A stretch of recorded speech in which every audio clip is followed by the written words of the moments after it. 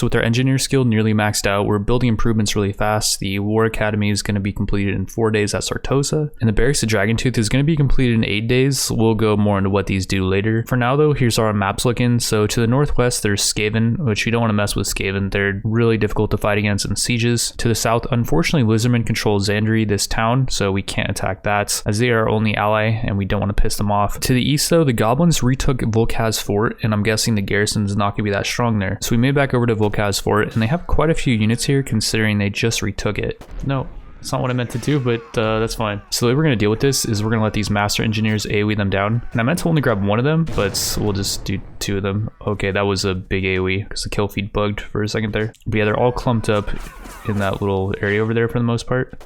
And that's like 20 kills when the thing lights up like that. Doing a little spring cleaning.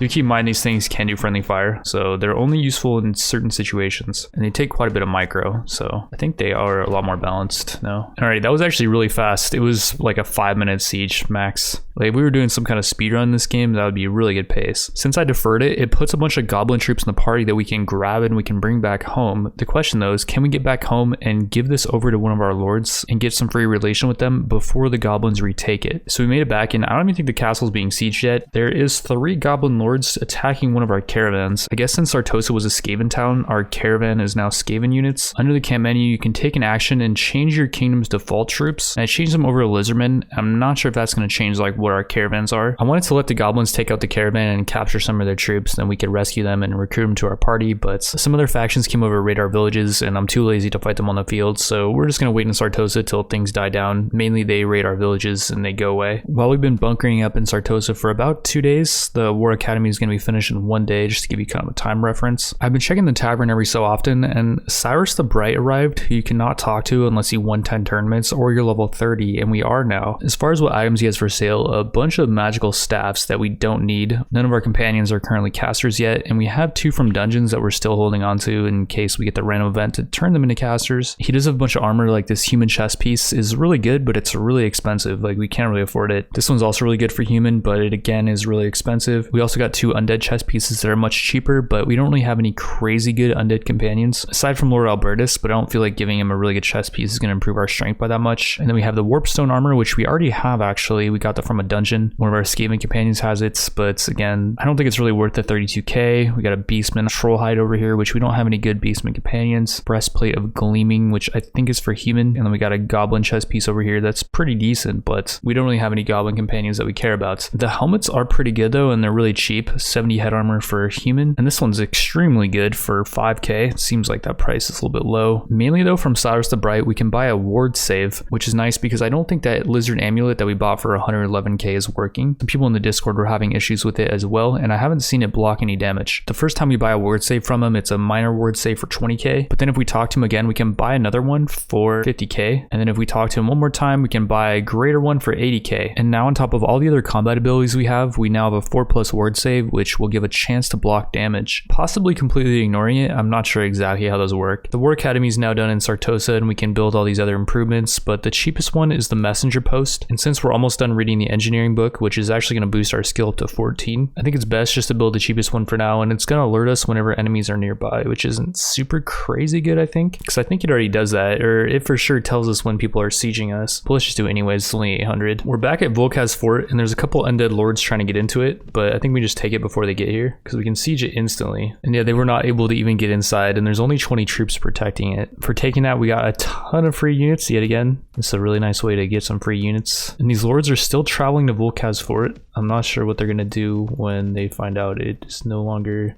Wait, did they go inside of it? No, they're just waiting at it. They're kind of confused, like, hey, we own that, but we don't know. I gave Volkaz Fort and top knots over to a vassal, and they like that, and we dumped off troops back at home and sailed over to Blacklaw Lair, which only has 221 troops. It's kind of a rough layout to attack because our units are locked on these dudes right here, but then they have archers in the back that are locked onto our dudes, and I don't think our range units will lock onto their archers up there. I think they're locked onto these guys, so I'm not sure exactly how we play this. Yeah, we're losing a ton of units. We just got reinforcements. I don't think this is really a siege that we want to be, you know, taking. I could just grenade those goblins up there. Maybe 2 grenades for those guys. Maybe I should have grenaded these guys so I have a way in. Like maybe I stun them and try to jump on their heads. Skimly it. Oh, there's a troll. Okay, we got past the trolls. I could solo this, but it's gonna take a while. I like to use strategies that I could use in like a speedrun type of situation. This is definitely not a speedrun strategy that I would use. I think probably if this is a speedrun, I just wouldn't attack this castle, to be honest. Unless we were planning on putting a bunch of units here and holding it, but we're pretty far away from being able to do that. It's a lot of XP, but like, don't really care that much about XP. You see how hard it is to level now? We need 82,000 XP for the next level up. I wouldn't mind maxing out another party skill though. If we start jamming points into intelligence, we're up to 4 skill points already. And actually, we just put 1 point intelligence, we can get pathfinding up to 5, which is going to give us a +2 party bonus now. If we can max this out, we'll be zooming around the map. What's nice about clearing out these archers though, is that means our units up there are not getting shot at anymore. We could try to bring a master engineer like right there. We could start AoEing those guys down. That'd be nice for the speedrun strats. Okay, I'm trying to figure this out here. I don't know why our master engineer is firing all of a sudden, which I don't mind it firing, but we have a really good position right there. That's can you what the heck? Why is it doing that? What the heck is going on? I don't know what just, I think they're charging. Wait, oh god. I'm sure. Healing potion, I guess. It's fine. I have to kill this troll. I told the infantry to charge, which I don't really like that they're doing that, but I kind of panicked. Oh crap, the trolls are actually making it. They actually made it out there. Wait, infantry and cavalry charge. I should get down there and clear these guys out. I don't mind actually doing some work here because these guys do like no damage. And I think they're down to like their last few units. In RW1, as for our casualties, I'm only seeing mounted units and infantry. I'm not seeing any of like our Jezzails or archers got killed, so that's good. Weekly budget time is here, and from owning Sartosa, we're getting 680. I guess the citizens are all broke here or something, because yeah, the wool weavery is giving us 780, and you don't even have to own the town to build that. Meanwhile, Dragontooth Castle is giving us 464 for their rents. That seems way too cheap, because we actually have to hold those. For building the Dowworks at Zwanhupek and Itza, we're getting 1400 and 1351. And that's just like a set it and forget it type of deal. As long as our enemies don't own that, then we keep getting that income. I really hope once we build some more improvements at the castle in town, we're going to start getting more money, because that seems like quite the bum deal. We're losing 20k this week, and this is just from our treasury, which is used to like improve troops. I will have to dump more money into the treasury though, and we're getting kind of low on cash. We're down to 141k. I mean, we have a bunch of prisoners that we can sell in the dungeon. That's going to give us quite a bit of cash. That did bring us back up to 16k, which did kind of cover the cost of this week's wages, but man. Well, one way we can gain money is we can capture these undead lords that are now sieging Dragontooth Castle. Oh, it's only 2350. Okay, that's not too bad actually. Oh, we got a zombie ogre firebelcher up here that just got a bunch of kills. I didn't bring our master engineers, but I guess this is Volan's? Maybe I forgot to dump this guy back in our garrison, because yeah, I left all the master engineers for sure. I was thinking I wouldn't bring them because it's hard to use them in a defensive siege, but right now he's proving to be really useful. I think we just let him shoot right now, and then once they break down that wall, he's gonna start doing friendly fire once they engage our melee units. Don't mean to stand in your way. Oh baby, that's a lot of kills. 71 dead already. We're kind of breaching. Like, we're gonna keep getting reinforcements. The AI is pretty dumb though, like where it puts the infantry on the siege. Maybe we pull them back and we hold like back here. Let's try that. Let's try holding like way up here, because we got a bunch of archers and stuff up there. We got more reinforcements. I don't know about this layout. Like, it doesn't seem nearly as good as the town, and I don't really care about holding this if we get 300 from holding it a week. Like, I don't feel like there's really any point to capture territory. Yeah, this is going okay. Like, I'm trying to get some more Jezzails over here to reinforce, and I'm trying to get the firebelcher in a good spot so we can just grenade those guys down. It's just gonna be hard to not do friendly fire. Kind of wish I brought the other master engineers in here, because I think I might have been able to make good use of their AoE. Oh, that's so much damage. I can't even press fire orders right now. I pulled the infantry back a little bit, and I'm letting them kind of funnel in a little bit more, and it's getting some of these archers like a better, you know, shot at them, which is maybe good. There's some archers in that tower over there, and then I moved some Jezzails to that wall over there. I thought maybe I didn't. This seems like maybe a better positional hold though, like maybe even up there. Oh, that's right where our reinforcements spawn. I don't know about that. Screaming Skull Throwers are getting some good hits here. Oh yeah, that's a lot of damage. They're AoEing us down hardcore right now, which in the Sartosa siege, they were never able to do that because they never had line of sight. How do we fix that? I wonder. So if we hold right here, I have to have them charge once the undead make it in here, and then they'll all group up and they'll, yeah, that's a lot better. You can see the kill feed's going really good right now. We have some really good units up there. I'm seeing like 5 trolls. The problem with having our units there though is a lot of these range units in the back don't seem like they're able to hit them. A lot of dudes up there as well. And the dudes over there in that tower kind of are, but I don't know if they're that accurate. But we're kind of safe from their screaming skulls, and the reason why I think that is because they won't throw the skulls if there's units in the way, and by the time they get on top of this, whatchamacallit, wait, do we win? Oh, we won. Took out 1100, so that was half of them. We just get away here for some time, and then hopefully they're going to reattack. It looks like they are. 299 against 710. As soon as they get in here, we have to have our units charge, and notice if we wait too long and let them get in here, they'll start tossing screaming skulls at us. But if we have everyone charge, which I think one of our groups up here is not charging, this is going way better. Like no screaming skulls are getting thrown, and you can see the kill feed is just really good. Like their giant Nasus creatures just get owned instantly almost. Look at that kill feed, like that is so good compared to what it was in the last battle. Do also keep in mind they have way less troops on the field and we have way more because they're only attacking with double our troops instead of like triple or quadruple was it last time. I'm also thinking we can't capture their lords because a lot of them got knocked out in the initial attack, although we were able to capture this guy. And yeah, all of them for the most part are getting away because they were low already, which is another reason why the reinforcement system being limited to like a certain amount of waves kind of sucks. I think we captured another one, but a ton of them still got away. Well, another one. I will say you don't get much if they do decide to buy these lords. We sold a goblin lord for like 3k. We did capture a lot of enemies though. Like we have 200 prisoner slots right now. And so we did make quite a bit of profit from being able to sell these guys. We have a lich priest as well. Off of that battle we got, I think it was 4 scar veterans that were ready to upgrade, which those units are really hard to get. They take a long time to upgrade. And then 33 of our spawning champions are ready to upgrade to temple guards. It's costing a lot of money. That was like 2k. 10 chaos dwarf annihilators are ready to upgrade. And these things are really good. I think their shotgun has like a spray effect where it does a bunch of AoE. So after wiping the Undead at Dragontooth, we headed southeast on our ship and got quite far actually on this river before we had to get off and pretty much blitzed over to Kasabar, the main Undead town, and there's no Undead lords here, which is odd. Every time I pass by this place, there's like 6 Undead lords here, but I guess we did just take out most of them. So I got 3 crashes in a row while trying to do the siege immediately after spawning in, and I did lower the battle size down to like 340. That didn't help. I could have lowered it down to like 150, but I thought it'd be better just to do crash protection mode for fairness. Basically with crash protection mode, you get this castle up here that you have to attack. I think it's the same one every time. We're getting kind of owned by the Screaming Skull Throwers, I will say. It spawns us really close, which I don't like. Anyway, so we got all our Master Engineers and our Fire Belcher here. Just letting these 2 Master Engineers unload. Yeah, this shouldn't take too long. There's only 140 troops here. And yeah, our Master Engineers were able to take out most of them. I'm not sure if it's better to do crash protection mode if I do get multiple crashes in a siege, or just to lower the battle size down 150. Just in terms of like difficulty, I don't know how difficult Kasabar would be to attack, but it's probably harder than this. It's just, if we are only able to use 150 battle size, I don't actually know what would be easier.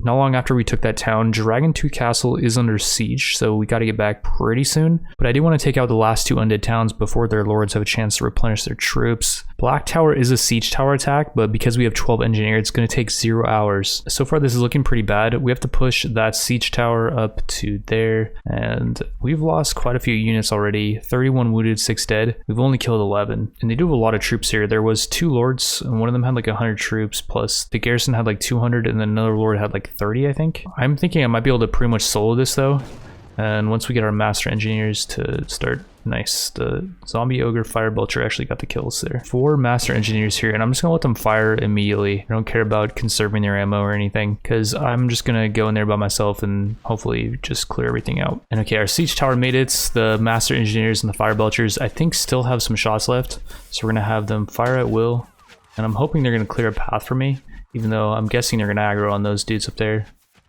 which I don't really think is gonna help me too much. Situation. You guys aiming? Okay, yeah, they're killing dudes in that tower. Just whatever. I'm just gonna try to get past these dudes. Just gimli it. If I get knocked out here, it's really bad. Okay, nice. I could have thrown a grenade as well. It's not actually too late for that, but I'll just save it for now.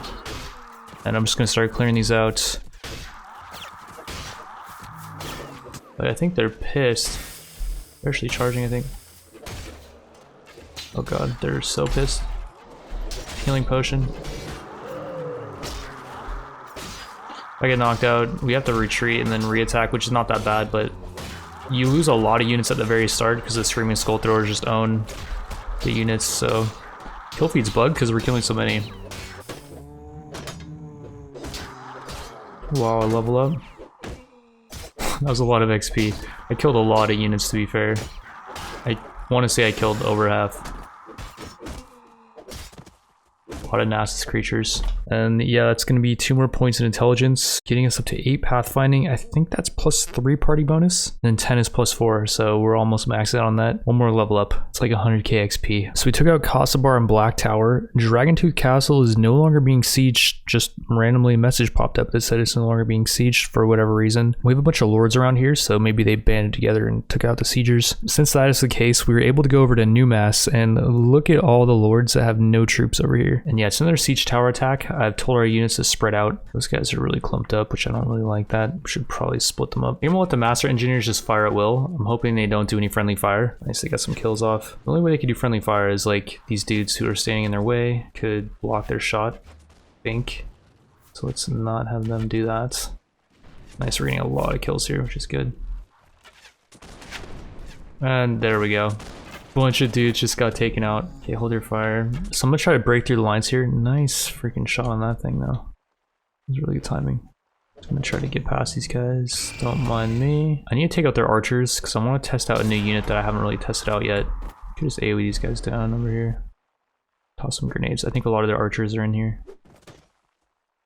That's a good amount of them. Okay, so we got some Screaming Skull Deadeyes and 3 Cannoneer Masters. One of them is dead, unfortunately. They're gonna get up here and start firing into this group. Oh, come on. There was 1 archer over there. Oh, come on. Freaking A, 2 Cannoneer Masters already dead. 73 undead. I'm about to solo this. We could actually just re-attack it, and they don't have any range units left.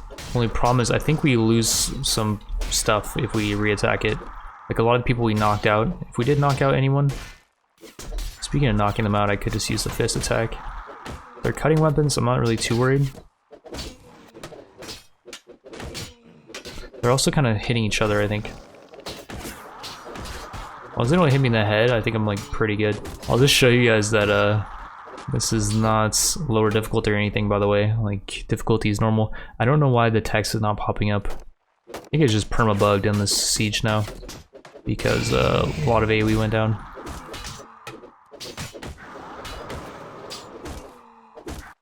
He's getting hit on his units. Yeah, he's getting blocked by his units. And I think that's pretty much it. They're using their shields to block from the siege tower's direction, but it's not really working for them too well. Surprisingly, we only lost 11 units there, 79 wounded, and we took out the undead. Apparently there's really not much reason to gain relation with other lords because they won't join your faction. I did not know that, so might as well just take them all prisoner. This guy looks pretty beastly. Got the cool helmet. So as far as I could tell, the undead are completely wiped out, and we made it back home where Marcus the Wise is in our tavern, who you need level 30 or to win 10 tournaments to talk to, and we haven't gone over his stuff yet. We'll save that for the next episode.